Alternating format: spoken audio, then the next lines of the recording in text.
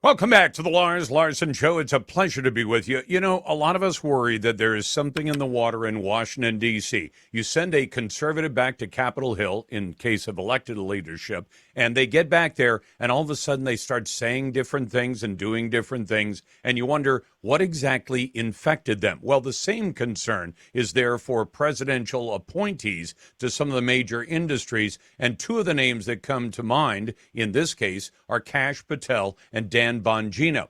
Now, Tom Fitton joins me now from Judicial Watch, who keeps a close eye on this kind of thing. Tom, by the way, is most recently out with a new book called Rights and Freedoms in Peril, an investigative report on the left's attack on America.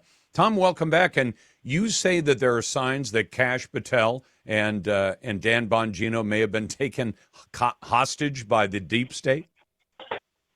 Yeah, there's this consensus approach, Lars, to dealing with these issues, especially FBI accountability, that Dan and Kash seem to be following, which is maybe move some people out, fire a few people, change some priorities, but leave the infrastructure of abuse in place potentially for someone else to come in and do what they did to Trump all over again, either to Trump again or to someone else who's a political opponent of the leftist president in charge at the time. And that's my concern. There's no urgency, for instance, in accountability for the efforts to jail Trump. The agency is going to be the same size by all accounts that it was when they began. It will be the same size at the end of 4 years. And it's not just Dan and Kash, it's Congress who's kind of out to lunch on this. And I really think there's we can talk about the immigration invasion and MS-13 and such, but in the end, it was the FBI and the Justice Department and White House officials and their allies in the various states at the most senior levels of government that were trying to destroy the republic. Well, and in fact, this is a country-killing issue potentially. I agree with our constitutional system.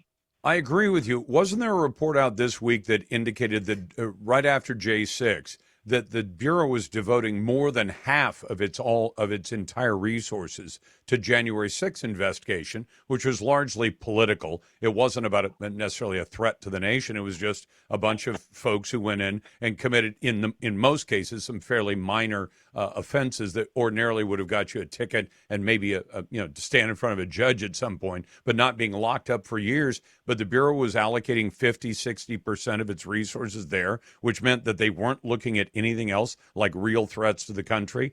How do they get that fixed? And why would Patel and Bongino get captured so quickly and say, okay, here's the company line, we're going to keep the deep state of the FBI in place?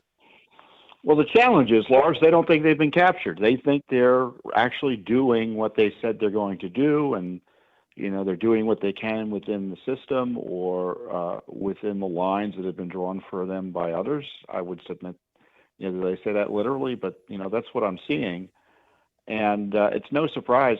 I think the number is even higher when you consider that they've kind of broadened their reach to anyone who questioned the election. It wasn't just January 6ers.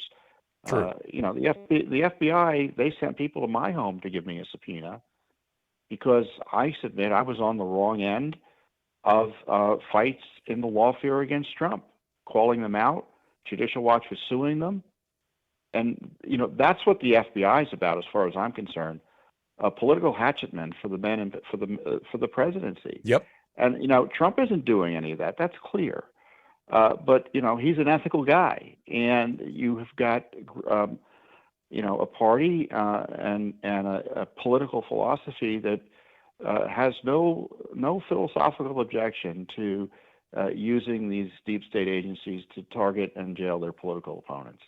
Well, and in fact, Tom, I've always been struck by the fact that the FBI seemed to protect, in my words, the Biden crime family, whether they were in office or out of office. So I think it'd be bad enough if you had an agency like FBI that was true to whoever happened to be in power at the time. So you'd see them sway from doing dirty deeds for the Democrats to doing dirty deeds for the Republicans, except they don't. and they seem to stay loyal to the Democrat cause even when Republicans are in charge in the Oval Office and on Capitol Hill. And that's hard to understand unless it's about what, the collective personal ideology of FBI agents or FBI administrators. What would cause them to stay loyal to the Democrats, whether the Democrats are in power or out of power?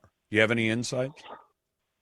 That's a good question, and my off-the-cuff answer is they're betting with who they think the winners are, and they see people like Trump or conservative reformers or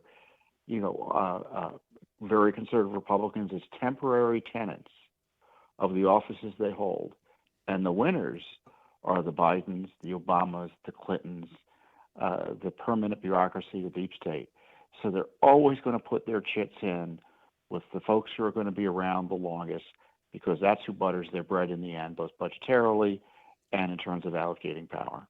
Okay, so how should Kash Patel and Dan Bongino be busting this up or engineering something within the agency so that outcome is the least likely to happen? I don't know that you could prevent it altogether, but how do you make it Right. least likely to happen? Yeah, that's a good point. It's radical transparency, serious criminal investigations, although I would argue the FBI shouldn't even be doing it because they're conflicted. But, in the Agreed. least, they should be comprehensively looking at these issues. But in the end, they have to treat the FBI like USAID and the Department of Education. It should be a husk of its former self. At the end of the 4 years of the Trump term, and the president needs to sign on to this too, the only folks at the FBI should be Kash Patel and a few folks to turn the lights on and off every day. Tom, a number of years ago, I covered a bunch of scandals within a drugs and vice division at a police bureau. And you found out there were people in there who'd been there for a decade. And they discovered that turnover was important because they said, you leave these guys in here too long and they start to get up to all kinds of nonsense. But if you roll over the agency and say, you've worked in drugs and vice, now you're going somewhere else. We're bringing in new people. When the new people came in, they'd say, what the heck are you guys doing here if you've been doing this? And it had that effect. Could that same approach be taken with an agency like FBI? So when people say, we're going to do political dirty tricks because they leave us in the same places within the agency, say, no, you're going to cycle in here for a couple of years, then you're going to somewhere else, and somebody new is going to come in. And then if you get up to any nonsense, the newcomers, if they're good people, will raise an alarm and say, hey, do you realize what the agency's been doing? But that's not the way government works. I mean, No. the culture is that you have people there with longevity, and the culture may not require improper activity all the time, but it certainly envisions and allows for it at times, and condones it or makes excuses for it. And we see that time after time with the FBI. I think of the old movie, The Untouchables. Yep. At the end of the movie, Kevin Costner, the FBI guy, recognizes the jury's been bought, right, in the Yep. trial of Al Capone. And he goes up to the judge. And what did the judge do? And this is to your point. The judge had been bought too, so he was in a corner. The judge says, okay, bring in the jury from the next room. And he replaced the entire jury. Wow, that would be one approach to it. That's Tom Fitton. His latest book is called Rights and Freedoms in Peril. Tom heads up Judicial Watch. And Tom, I very much appreciate you taking the time today to give us some perspective on that. Hey, this doesn't happen all the time, so jump on it right quick. Brick House Nutrition's Memorial Day sale is still on. For a limited time, save 25% off everything with my code MEMORIAL25. And that includes Lean, the weight loss supplement I've been using that targets the goals of GLP-1 injections, but without the needles and no prescriptions. And people see real results. Also on sale, Field of Greens, the superfruit and vegetable drink that literally promises your doctor will see the improvement in your health or your money back. Whether it's collagen, creatine, or any of their doctor-formulated products, it's all on sale 25% off.